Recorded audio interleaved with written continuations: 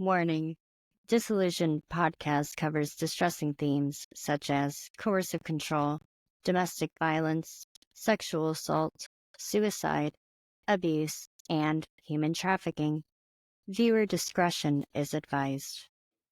Hello, everyone, and welcome to DisAllusioned Podcast. I'm your host, Ari Sherwood, and this is the first episode of Season 3, which is extremely exciting. It's been such a great season, some incredible stories, and some amazing people I had the honor to sit down with and really listen in and learn about what it is like to be a cult survivor from all these different perspectives. This season was extremely deep. It was intense, and it really pushed me into a lot of reflection on these cult survivor interviews and doing what I do as a podcaster and making these productions. And what are the ethics of interviewing cult survivors? You know, recently I had been contacted by a producer who was looking for cult survivors who had recently gotten out. So it really made me think about things. You know, is it okay to recruit cult survivors who just got out of the cult? What safeguards do these producers and production companies put into place to make sure that their subjects of their docuseries are taken care of, are educated on what has just happened to them, and making sure their mental health is good to do this kind of production, right? To sit and tell your story. And is it okay if you're freshly out? You know, I'm not sure. I think everyone's so different. And there's some cult survivors I know who started telling their story like pretty much right away, right? And that was part of their healing, I think. And, you know, on the other hand, so many cult survivors don't tell their stories. There's so many stories that we will never hear from cult survivors because they're not telling their stories. And that's okay. You know, like at the end of the day, there is no pressure to tell your story. None. It literally is up to you. Your story is sacred to you, right? It is unique to you.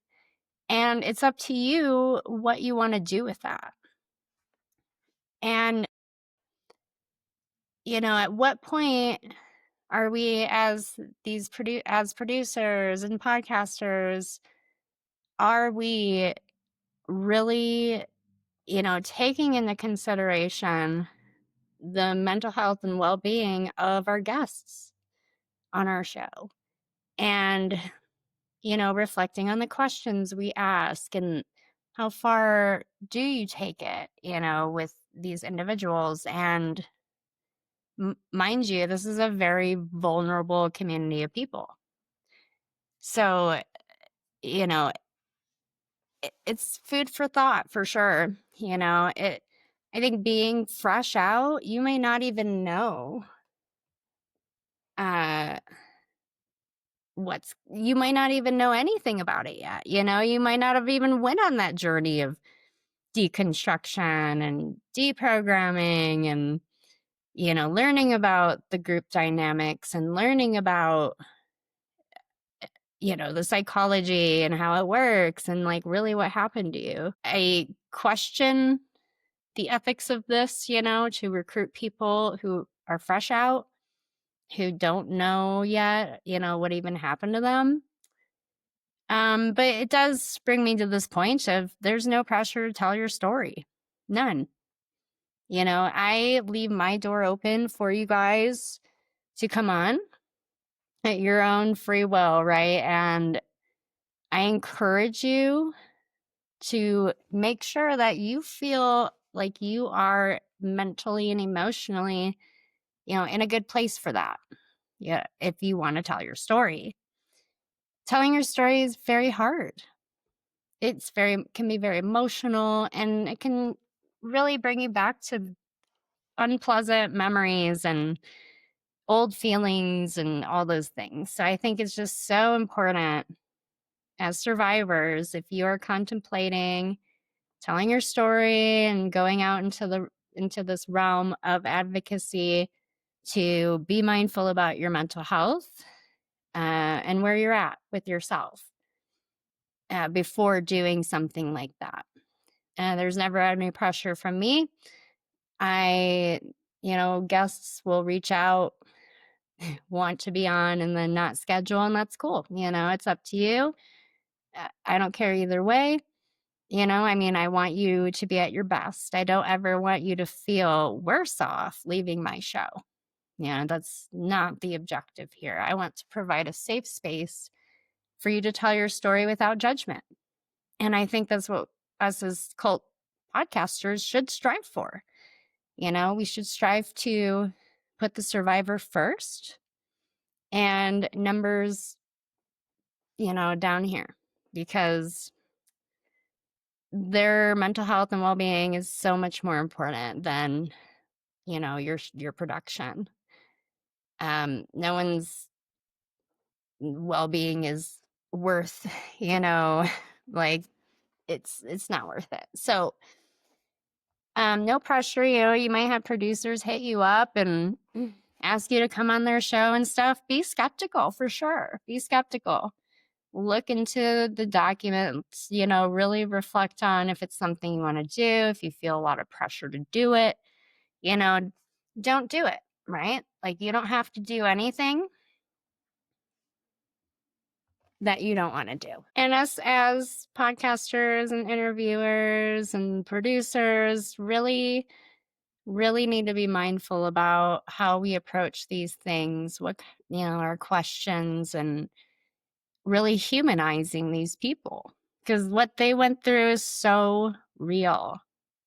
Many of them were children, and many of my guests are speaking from childhood and their experiences growing up.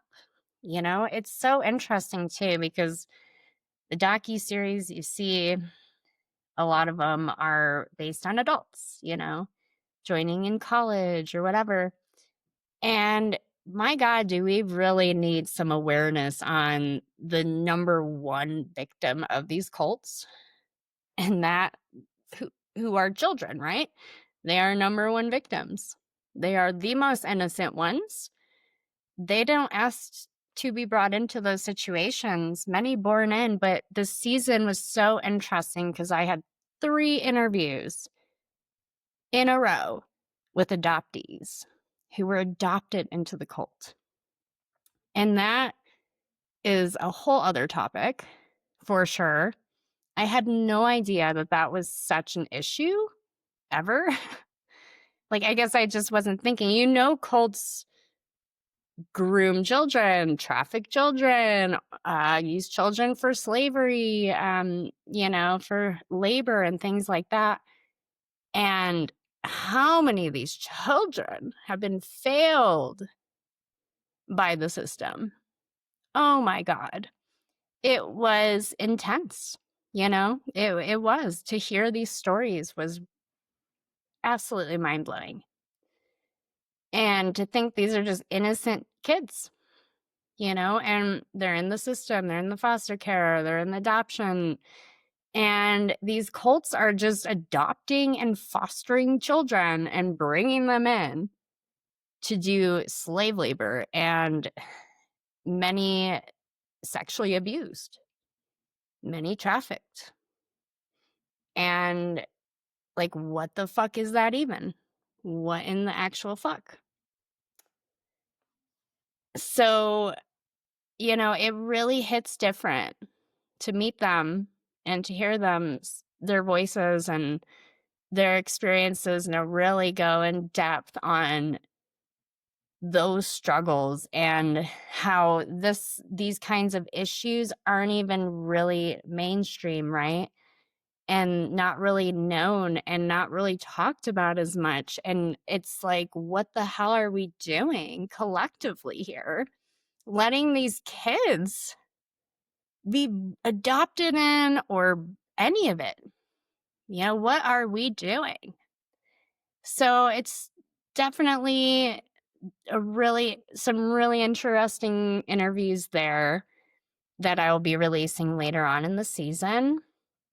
You know, it's a lot, and I think that there's a line with doing things like this, telling your story and doing your advocacy and things like that. Make sure that your mind is well, that you're in a good place for that. It's not for everybody.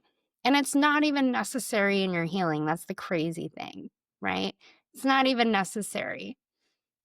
Sometimes the best revenge is just building your life for yourself autonomously and making your own decisions and, figuring out your identity and who you are independent of your cult experience. Nothing to do with it. Fuck all that shit. Who are you? Aside from that, you are a person, right? Like, that does not define who you are. It is not who you are. Who you are is something that you are free to go and discover, and you are free to explore that. And you don't have to make your identity your cult experience. You don't have to do that. You don't have to be on a grand mission anymore. You can simply just go and live your life. The thing about cults is that they put tremendous amounts of pressure on people to be perfect, to do like insane labor, work insane hours, and not get paid, to like give your all and have it never be good enough. And you're always on this mission. You're the chosen ones. You're the special ones, right? And I think there's a point where we have to be so aware of that kind of programming and how it can carry on with you into your everyday life after, if you're not aware of that. So sometimes it's okay to just step away from the grand mission, right? From the cult space, from all of it, and just simply be, right? Just be you and do your job, do your life, your family and your hobbies and your interests. And sometimes that is the best revenge, stepping out of that programming and being aware of it, that we can put this pressure on ourselves. And I think there's people who put pressure on themselves to tell their stories. And then it's like, they're not honoring, their own mental health or their, themselves at the end of the day, because they may not actually be ready, but just be putting pressure on themselves to do that because they feel like they have to. And I am here to tell you today that you're not. You don't have to. You don't have to do anything. You go, you live your fucking life. And you don't worry about, being perfect or being brave enough or being anything. Don't even worry about it. Just be yourself. Just be you. And that is absolutely crucial in your recovery. So sometimes it's good. It's good to know when to step away. I step away all the time, which, my audience knows that. I have my life, I have my advocacy. I don't intermix them. And, there's times where I feel overwhelmed and I feel like I need to take a step back and focus on my life. And that's what I do. Take a step back and I focus on what I am currently experiencing in my own life and, ground myself. So I think that's great. Breaks are great. It's so good to do that for yourself. So don't ever think that you can't do that, or you can't take breaks from advocacy, or, you have to do this or you have to do that. No, you don't. And I think it's just so important to say this out loud and really talk about this, because there is a lot of pressure, there is. And that's why us as podcasters, especially podcasters who do work with survivors and survivor stories, be ethical about it, be aware, provide resources for your guests who maybe aren't experienced in this and don't really know a whole lot about it, like provide resources, engage whether or not a person, is ready to tell their story. I think that, the season, the depth that it went and the intensity really pushed me to really think about all of these things and how important it is to put these survivors first and to recognize how meaningful it is for them to tell their stories. And it's a beautiful experience. It's such an honor for me to be here to share that space with them that is safe for them, that there is no judgment. I know I've been there, done that. It's not much that could shock me in a way, and I welcome that. If you are ready to tell your story and you feel like you're there mentally and emotionally to do that, please feel free to contact me anytime. DisAllusionedPodcast@gmail.com. But yeah, contact me. I'm happy to be there to be a resource to you, or, whatever. So it's going to be a really good season.